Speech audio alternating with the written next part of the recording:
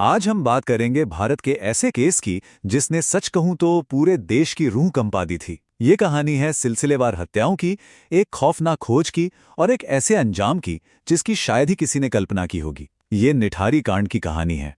एक ऐसी कहानी जो न्याय की तलाश में शुरू तो हुई, लेकिन हमारी व्यवस्था पर कई गहरे सवालों के साथ खत्म हुई। जरा सोचिए, देश के सबसे भयानक और चर्चित मामलों में से एक, जिसके आरोपियों को फांसी की सजा तक हो चुकी थी, वो साल 2023 में बरी हो जाते हैं। ये कैसे हो सकता है? तो सवाल ये है कि आखिर ऐसा हुआ कैसे?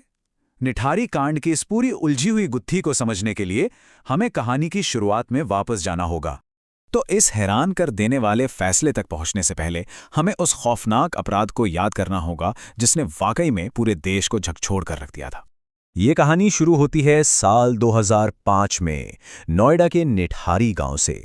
यहाँ गरीब परिवारों के बच्चे एक एक करके रहस्यमयी तरीके से गायब होने लगते हैं।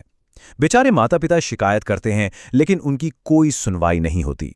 2006 के बीच तक आते आते गायब होने वाले बच्चों की संख्या बढ़ती जाती है और पूरे गांव में एक अजीब सा डर फैल जाता है। और फिर दिसंबर 2006 में एक और लापता लड़की की तलाश पुलिस को एक खास घर के दरवाजे तक ले आती है। और वो खास घर था नोएडा के सेक्टर 31 का D5 बंगला। एक ऐसा पता जो आप जानते हैं जल्द ही पूरे भारत में बदनामी और खौफ का दूसरा नाम बनने वाला था। दिसंबर 2006 में जब पुलिस ने उस घर के पीछे वाले माले में खुदाई शुरू की, तो जो सामने आया उसने सच में पूरे देश के होश उड़ा दिए। एक के बाद एक बच्चों की खोपड़ियां और हड्डियां निकलनी शुरू हो गईं। और ये संख्या दिल दहला देने वाली थी। 19। सोचिए, कम से कम 19 अलग अलग इंसानों के अवशेष मिले, जिनमें से ज्यादातर छोटी छोटी बच्चियां थीं।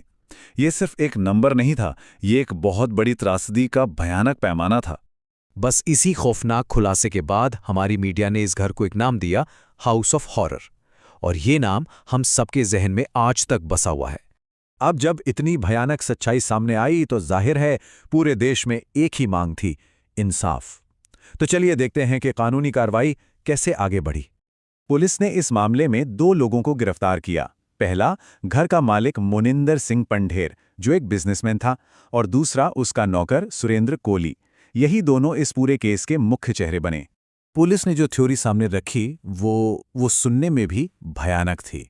उनके मुताबिक कोली बच्चों को किसी तरह बहला फुसलाकर घर के अंदर लाता था, फिर उनके साथ यौन शोषण करता और उसके बाद उनकी हत्या कर देता था। यही नहीं, वो शरीर के टुकड़े टुकड़े करके उन्हें घर के पीछे वाले नाले में फेंक देता था। तो इसी थियरी और जो भी शुरुआती सबूत थे, उनके आधार पर साल 2009 में निचली अदालत का फैसला आया। दोनों को कई मामलों में दोषी पाया गया और मौत की सजा सुनाई गई। सालों तक पूरे देश को यही लगा कि चलो आखिरकार पीड़ितों को इंसाफ मिल ही गया। लेकिन कहानी यहां खत्म नहीं हुई। असल में सालों बाद इस कहानी में एक ऐसा जबरदस्त मोड़ आया जिसकी किसी ने कल्पना भी नहीं की थी। सवाल यह है कि यह पूरा का पूरा केस आखिर पलट कैसे गया। ये सच में चौंकाने वाला था। सोचिए, 2009 में मौत की सजा और 2023 में बरी। जी हाँ, इलाहाबाद हाईकोर्ट ने सबूतों की कमी का हवाला देते हुए दोनों आरोपियों को बरी कर दिया। तो सवाल उठता है कि कोर्ट ने ऐसा क्यों किया। देखिए, हाई कोर्ट ने साफ साफ जांच में बहुत बड़ी खामियों की तरफ इशारा किया। उनका कहना था कि सबूत ठीक से जमा नहीं किए गए, कुछ कबूलनामे शायद दबाव में लिए गए थे, और इन सारी कमियों की वजह से प्रोसिक्यूशन एक मजबूत केस बनाने में बुरी तरह नाकाम रहा।